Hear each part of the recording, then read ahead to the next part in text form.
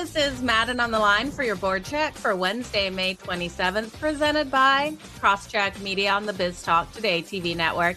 I'm Joe Madden, and if there's money on the board, you know we're on it. We're going to look at what happened in the playoffs last night and get into tonight's playoff action. We had a phenomenal sweep out there on the ice. Yes, the Vegas Golden Knights were able to get the sweep over the President's Trophy winners, the Colorado Avalanche, taking Game 4 2-1. What a phenomenal series for the Vegas Golden Knights. They came out nice and strong in every game of that series, and while Colorado tried to fight their way back, they just didn't have enough to be able to take it. Vegas got the 2-1 win in a low-scoring game yesterday, one in which they never were trailing. We saw Vegas open up the scoring with Mark Stone with a quick goal. Then we saw Smith get a goal in the third period. Landeskog did his best to try to tie things up with a goal in the third, but it just wasn't enough out there. Carter Hart stood tall between the pipes in every game thus far this series with a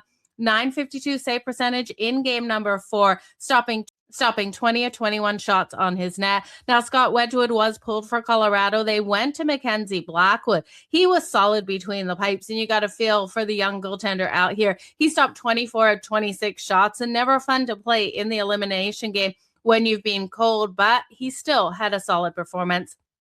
So in that series, we did see Vegas win game 1 4-2, won game 2 3-1, game 3 5-3, and that final game 2-1. Now, Vegas isn't the odds-on favorite to take the cup. We are seeing the Carolina Hurricanes the odds-on favorite to take the cup.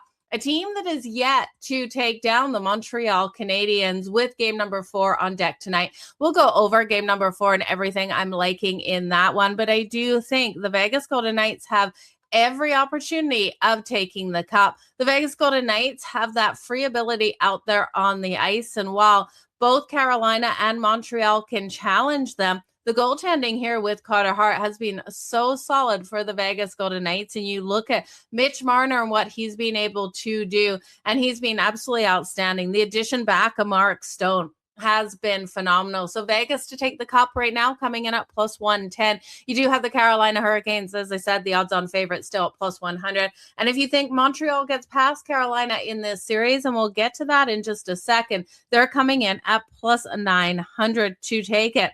I still think Vegas has the best ability. The Western Conference has been absolutely outstanding. Then when we turn to the NBA last night, the San Antonio Spurs took the loss. It was the Thunder winning 127-114, now leading the series 3-2.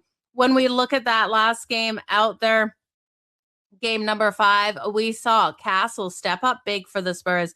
24 points, 5 rebounds, and 6 assists. SGA on the other side for the Thunder had a solid performance while not recording the double-double, coming close. With Wemby walking away, 37 minutes out there on the hardwood, 20 points, 6 rebounds, and 1 assist. I know one thing, they need to use Wemby in the paint as much as they can to get those points on the board. Let's see him have a big performance in game number 6. Their backs will be up against the wall for that next game. We'll see if they can get it done, tie up this series, and push it to 7 with game number 6 on a Thursday. And we will be live for Madden on the line tomorrow to break that one down.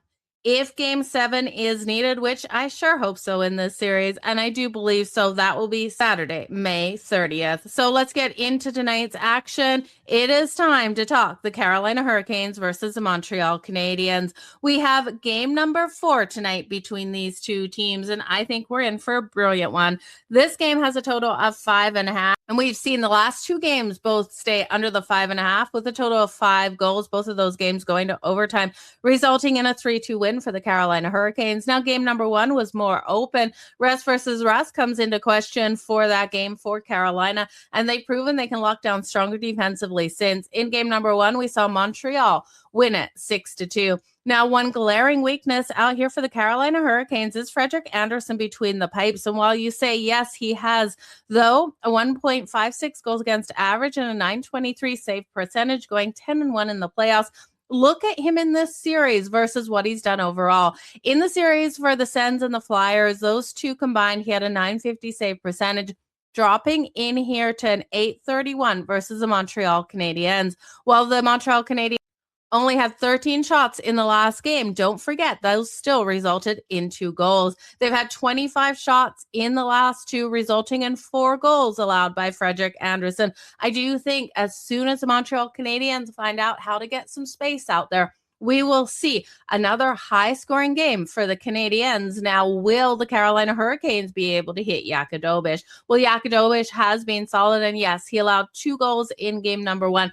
In overtime, in those last 2 games, he did allow that 3rd goal to come in, but Yakudovich has been so solid between the pipes. 39 shots on goal in that last game, including overtime. I'm rolling back Yakudovich for his save shots on goal over the 27.5. Montreal, while their defense would love to stop those shots, Carolina's still going to find a way. If Montreal wants to win tonight, Yakudovich has to be on his A game. Overall in the playoffs, a 2.50 goals against average, a 911 save percentage. Now, Frederik Andersen, we're going back to the under 19.5 save shots on goal. I just can't see Carolina giving up enough, and combine that with the amount of goals I think the Canadiens will get. I think Frederik Andersen under the 19 is solid, firing him down to under 17.5 for that great plus money. Now, one line that has been absolutely on fire for the Carolina Hurricanes is the line with Taylor Hall, Blake, and Stankoven combining for 33 points in the playoffs. This is a hard team to beat with their smothering defense looking so strong 5-on-5. So if Montreal wants to be able to convert those goals tonight, I think they can do so on the power play, going 1 of 2 on the power play in the last game. Lane Hutson was able to get us that power play goal, and I'm looking for him not only to get a goal tonight, but also to record those shots on goal. 1 goal off 1 shot in the last game, 27 shots on goal in the playoffs on 88 attempts.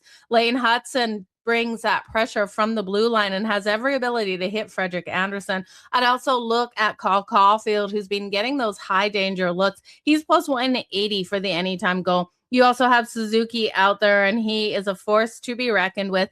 If the Montreal Canadiens can find the space out there on the ice and they can get through the neutral zone in transition, this team has every ability to get the win today. I'm going to take the Montreal Canadiens to get a goal in the first period. They don't have to win the first period. They just need to get a goal. That's coming in at minus 120.